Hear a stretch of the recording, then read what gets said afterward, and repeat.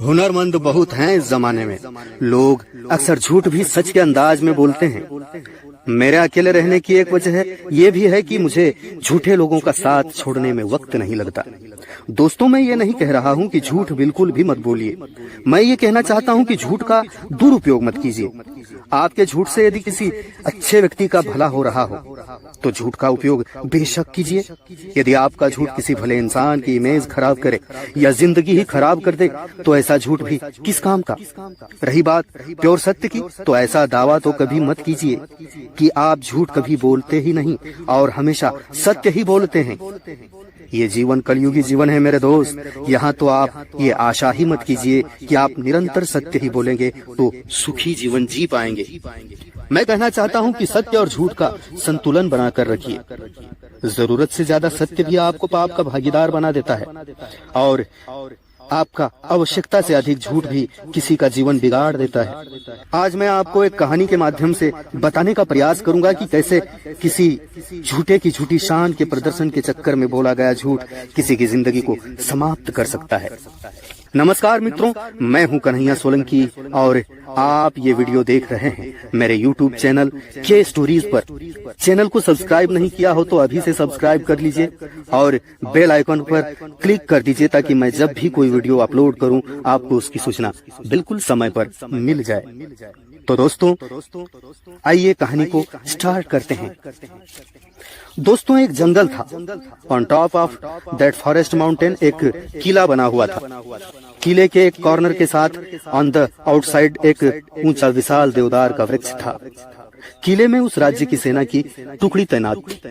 देवदार के पेड़ पर एक उल्लू रहता था।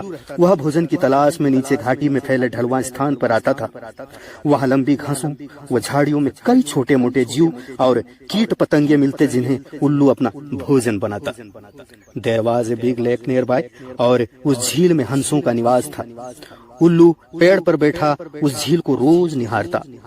उसे हंसों का तैरना और उड़ना मंत्रमुग्ध कर देता। He always thought that कि कितना क्यूट एंड ब्यूटीफुल वर्ड है हंस। एकदम दूध सा सफेद शरीर, सुराहीदार गर्दन, सुंदर मुख और तेजस्वी आंखें। उसकी बड़ी इच्छा होती कि किसी हंस से उसकी दोस्ती हो जाए। एक दिन उल्लू पानी पीने के बहाने झील किनारे की एक झाड़ी पर उतरा। निकट ही एक बहुत ही आलीशान व सौम्य हंस पानी में तैर रहा था। The swan came swimming near the bush. The owl found an excuse to talk to her. उल्लू बोला, हंस जी, आपकी आज्ञा हो तो पानी पी लूं, बड़ी प्यास लगी है। हंस ने चौंक कर उसे देखा और बोला, मित्र, पानी प्रकृति द्वारा सबको दिया गया वरदान है। It is not the right of anyone but the right of all. उल्लू ने पानी पिया, फिर सिर हिलाया जैसे उसे निराशा हुई हो। हंस ने पूछा, मित्र, असंतुष्ट नजर आ रहे हो, क्या आपकी प्यास नहीं बुझी? उल्लू ने कहा, हे हंस, पानी की प्यास तो बुझ गई, but your words make me feel कि आप नीति व ज्ञान के सागर हैं और मुझ में उसकी प्यास जाग गई है। वह कैसे बुझेगी? The swan smiled and spoke, मित्र, आप कभी भी यहाँ आ सकते हैं। इस प्रकार मैं जो भी जानता हूँ वो आपका हो जाएगा और मुझे भी आपसे कुछ सीखने को मिल जाएगा। एनीमोर हंस और उल्लू रोज मिलने लगे। एक दिन हंस ने उल्लू को बता दिया कि वह वास्तव में हंसों का राजा है। अपना असली परिचय देने के बाद हंस अपने मित्र को निमंत्रण देकर घर ले गया। शाही ठाठ थे, कमल व नरगीस के फूलों से व्यंजन परोसे गए और जाने क्या क्या दुर्लभ खाद्य थे। भोजन होने के बाद में सौंफ और इलायची की जगह मोती पेश किए गए। उल्लू तो दंग रह गया। अब हंसराज रोज अपने उल्लू मित्र को खिलाने पिलाने लगा। रोज दावत उड़ती। उल्लू को डर लगने लगा कि किसी दिन कहीं यह हंस उसे साधारण उल्लू समझकर दोस्ती न तोड़ दे। इसलिए स्वयं को हंसराज की बराबरी का बनाए रखने के लिए ही लाइड टू हिज फ्रेंड। उसने हंस से झूठ कह दिया कि वह भी उल्लुओं का राजा है। दोस्तों, बेशक सच बोलकर किसी का दिल तोड़ दो, लेकिन झूठ बोलकर किसी का भरोसा मत तोड़ो, क्योंकि रिश्ते दिल टूटने पर नहीं, भरोसा टूटने पर बिखरते हैं।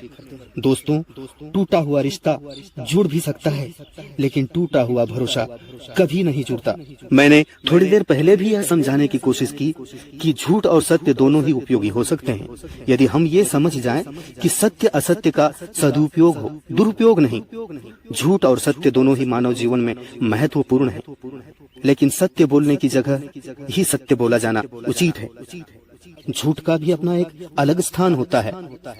अफ्टरलैंग उल्लू को लगा कि उसका भी फर्ज बनता है कि हंसराज को अपने घर बुलाए। एक दिन उल्लू ने दुर्ग के भीतर होने वाली एक्टिविटीज को गौर से देखा, समझा और कंठस्थ कर लिया कि यहाँ किस समय कौन सी गतिविधि होती है। सैनिकों के सारे कार्यक्रम उसने अपने माइंड में नोट कर लिए और फिर चल पड़ा अपने मित्र हंसराज को निमंत्रण देने। जब वह झील पर पहुंचा तो उसने देखा कि हंसराज कुछ हंसनियों के साथ उस झील में तैर रहा था। उल्लू को देखते ही हंस बोला, मित्र आप इस समय? द ऑल आंसर्ड, हाँ मित्र, मैं आपको आज अपना घर दिखाने व अपना मेहमान बनाने के लिए ले जाने आया हूँ। मुझे भी मौका मिलना चाहिए आपकी सेवा करने का। स्वान वांटेड टू अवॉइड, मित्र इतनी जल्दी क्या है, फिर कभी चलेंगे। उल्लू बोला, आज तो आपको लिए बगैर नहीं जाऊंगा। All started insisting too much, तो हंसराज को उसके साथ जाना ही पड़ा। पहाड़ की चोटी पर बने किले की ओर इशारा करते हुए उल्लू उड़ते उड़ते बोला, देख रहे हो हंसराज, वह मेरा किला है। अपने मित्र के राज्य का किला समझकर हंस की खुशी का ठिकाना नहीं रहा। He was very impressed. वे दोनों उड़ते उड़ते जब उल्लू के आवास वाले पेड़ पर उतरे, तब किले के सैनिकों की परेड शुरू होने वाली थी। दो सैनिक बुर्ज पर बिगुल बजाने लगे। उल्लू दुर्ग के सैनिकों के कार्यक्रमों का टाइम टेबल याद कर चुका था, इसलिए वह अपने हंस मित्र को जस्ट इन राइट टाइम ले आया था। उल्लू हंस से बोला, देखो मित्र, आपके स्वागत में मेरे सैनिक बिगुल बजा रहे हैं। उसके बाद मेरी सेना परेड और सलामी देकर आपको सम्मानित करेगी। लाइक एवरीडे परेड हुई और झंडे को सलामी दी गई। भोला भाला हंस समझा सचमुच उसी के लिए यह सब हो रहा है। अतः हंस ने गदगद होकर कहा, धन्य हो मित्र, आप तो एक शूरवीर राजा की भांति राज कर रहे हो। उल्लू ने हंस पर रौब डाला, मैंने अपने सैनिकों को आदेश दिया है कि जब तक मेरे परम मित्र राजा हंसराज मेरे अतिथि हैं, तब तक इसी प्रकार रोज बिगुल बजे वो सैनिकों की परेड निकले। द आउल नाउ दैट, सैनिकों का यह दैनिक नियम है। अब उल्लू ने हंस को फल, अखरोट व फूल आदि खिलाए। उनको वह पहले ही जमा करके रख चुका था। सैनिकों की परेड का जादू अपना काम कर चुका था। हंसराज के दिल में भी उल्लू मित्र के लिए बहुत सम्मान पैदा हो चुका था। उधर सैनिकों की टुकड़ी को वहां से कूच करने के आदेश मिल चुके थे। दूसरे दिन अपना सामान समेटकर सैनिक वहां से जाने लगे तो हंस ने उल्लू से कहा, मित्र देखो, आपके सैनिक आपकी आज्ञा लिए बगैर कहीं जा रहे हैं। मामला बिगड़ता देखकर उल्लू हड़बड़ा कर बोला, अरे किसी ने उन्हें गलत आदेश दिया होगा, अभी जाकर उन्हें मैं रोकता हूँ। ऐसा कहकर उल्लू अपनी आवाज में जोर जोर से चिल्लाने लगा। सैनिकों ने उल्लू का घुघवाना सुना, वह अपशकुन समझा। बेड लक समझकर सैनिकों ने जाना स्थगित कर दिया। दूसरे दिन फिर वही हुआ। सैनिकों के जाने के समय में फिर उल्लू चिल्लाने लगा। ऐसे में सैनिकों के नायक ने क्रोधित होकर उल्लू को तीर मारने का आदेश दे दिया। दोस्तों, झूठी शान के प्रदर्शन के चक्कर में बोला गया ये झूठ कितना घातक सिद्ध हुआ, आगे सुनो। एक सैनिक ने उस मनहूस उल्लू को निशाना बनाकर उस पर तीर छोड़ दिया। होना क्या था और हो क्या गया दोस्तों, उल्लू तो निशाने की जगह से दूर खिसक गया और उसकी साइड में बैठे निर्दोषी हंस की छाती को छलनी करता हुआ वह तीर आधा इस पार आधा उस पार होकर हंसराज की देह में जाकर ठहर गया। हंस दर्द से तड़पता फड़फड़ाता हुआ उसी जगह पर मर गया। हंस के प्राण पखेरु उड़ गए और वह उल्लू उसकी लाश के पास बैठा बेसूध होकर रो रहा था। वह विलाप करने लगा कि मैंने ये क्या कर दिया, अपनी झूठी शान के चक्कर में मैंने अपना परम मित्र खो दिया, धिक्कार है मुझे। लेकिन अब पछताने से होना क्या था दोस्तों। उल्लू को आसपास की खबर नहीं थी, वह बेसूध होकर रोए जा रहा था। उल्लू इस समय घोर पश्चाताप की प्रचंड अग्नि में जल रहा था। उसे बेसूध देखकर उस पर एक सियार झपटा और उसने उस उल्लू को भी मौत के घाट उतार दिया। उल्लू भी काल के गाल में समा गया।